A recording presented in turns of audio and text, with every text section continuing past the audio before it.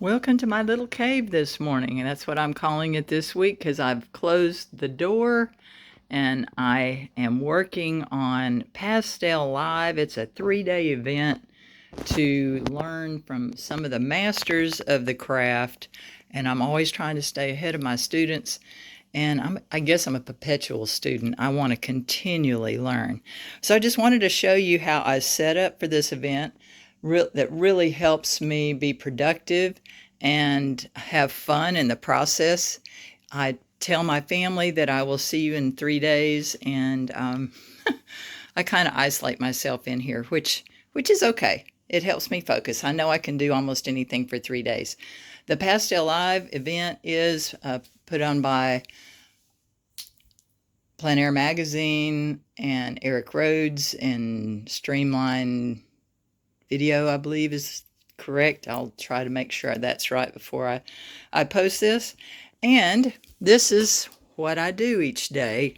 I'm going to just clip my phone here so I can continue talking. Each day I've drawn off just a quick sketch of what the artist is doing so that when it's time for their demo, then I'll be ready for it. On the back of each one, I write who the artist is and what day the demo is taking place.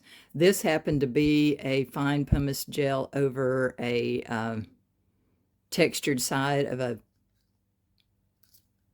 aluminum panel. See, there's the other side of the aluminum. I was experimenting with this one, so I just decided I'm going to use some old canvases or some homemade canvases, and I'm going to see what happens. I was actually very pleased at how this took it. So it was not originally a pastel panel. I just put pumice gel over it. Yeah, fine pumice gel over it, gave it some texture, was able to paint on it, and I had a lot of fun, and I kind of like how the texture shows through. So anyway, before the demo starts, I have it sketched out and I have it on a separate panel. I want it on a separate panel so I can pick it up and move it. And with pastels, you get it all over your hands. And so I've already done that for the first demonstrator today. I have a quick, I could have drawn that, and it might get obliterated whenever she starts her demo. But you never know what they're going to do until they start. So this just gives me a heads up and a beginning so that I'm ready. This is another experiment. It's just on a canvas, regular canvas panel that I painted clear gesso over it. Clear gesso has grit, and it'll hold some pastel. Not a lot of layers, but just another way to get a pastel surface. Behind here, I don't have the pictures up right now, but I've saved all of the reference photos on a flash drive right there so that when they are presenting, I have a larger picture. That's a 17-inch screen, a larger picture of what they're presenting. And on my computer over here, I've connected it with the HDMI cord in the back. And so I get to see the demonstration as though I'm looking right over the artist's shoulder, which I absolutely love. Up here on this post, that usually holds the camera that I video my YouTube videos, my demonstration videos when I want to look down. That is the schedule for the 3-day event, so I can just glance up and see who's next and pull out their work or the sketches. Here is all the ones. I have 12 paintings that I've done in the last 2 days, and I'll be sharing those later. But wanted to share how I prepare for the day. So I have all of the artists that are presenting on a board right here. They are in order of presentation. I try to have everything within reach of what I'm going to need. Here's extra panels and paper if what I had drawn out doesn't work and I need to grab it. Here are wet ones. I'm always wiping my hands. Gloves if I need them. Pencils, sharpener. Of course, I had to have the remote control for the TV. That was my lunch that I didn't finish yesterday because I was so busy. These are already cut, folded paper towels, easy to grab. Masking tape. Here's one set of pastels that are actually a double set because I cut them in half and then put them back in. Here's my my regular work pastels. And what I've tried to do after each day, almost after each exhibit or demo, instead of throwing them back in all dirty, I just grab the ones that are yellow and throw them in there, and then the orange ones, this is cornmeal, so I just throw it in real quick, and I try to grab them because I lay them out here as I work on them, and then when I'm putting them back, see, they're nice and clean. So I've tried to do that as I work, and that's a steel wool, so that when I first got my Rembrandts, they had this kind of coating on them that was kind of hard, and I didn't, oops, that wasn't very good. Look what a mess I just made. I dug the corner. I guess I'll need to vacuum real quick. I dug the corner of this into the mixture. So don't do that.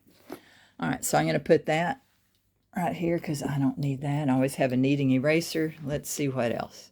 Oh, alcohol and a container for the alcohol, for alcohol wash. There are a lot of artists, and I'm one of them. I'm laughing at myself. Look at that. Okay, I'm just going to brush it off, and I'll vacuum later. Back to alcohol. Alcohol, not the kind you drink. Isopropyl alcohol, some people use 90%, 70% has worked just fine with me.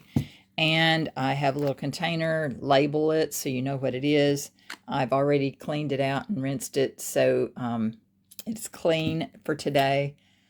I have my knife if I need to sharpen pastel pencils and they don't work in the sharpener. And, new pastels. I have a variety of these. These are just a few. Those are the harder pastels that I often do the underpainting with. The underpainting is done with some old brushes. I've got a couple more on the other side. So, alcohol sets the pastel so that you can then paint on top of it, and the colors won't mix physically. They will just mix visually. And a couple other things. A toothbrush, if I'm going to wet the paper, I wet the toothbrush in alcohol, rub it on a pastel, and flip it, and then the speckles go on the painting like the wash. I like the water droplets from a wave. If I want to make sure that my line is straight and parallel, I have a T-square so that my horizontal lines for oceans and whatever are straight. And occasionally I've used this skin food. You just need a tiny bit of it. It just helps my hands recuperate after I've been in pastels for a whole day. And today's video will last approximately 10 hours. They have six demos today. So I print this off each year. Well, this is the third time I've done this.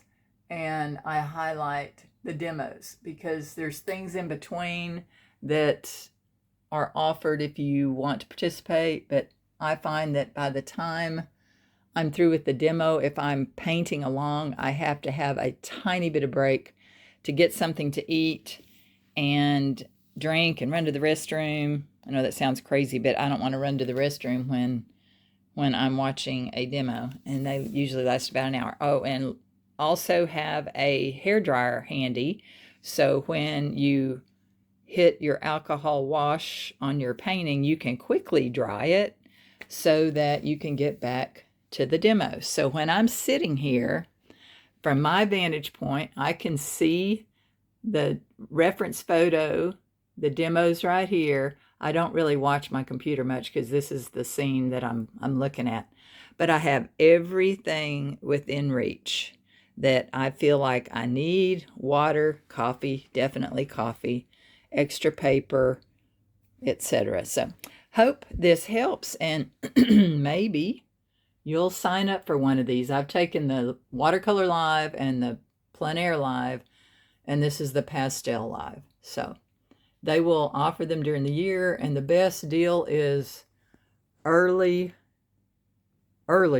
The later you get closer to the event, the more expensive it gets. So anyway, thank you, Eric Rhoads, for this.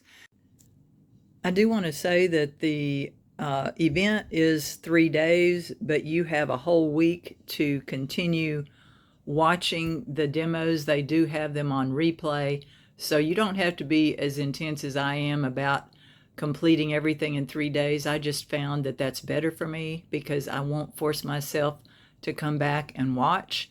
And if you want to take your time, you can buy an extended ticket and have it for longer periods. But I just know how I work, and this works best for me. So have a great day and keep painting.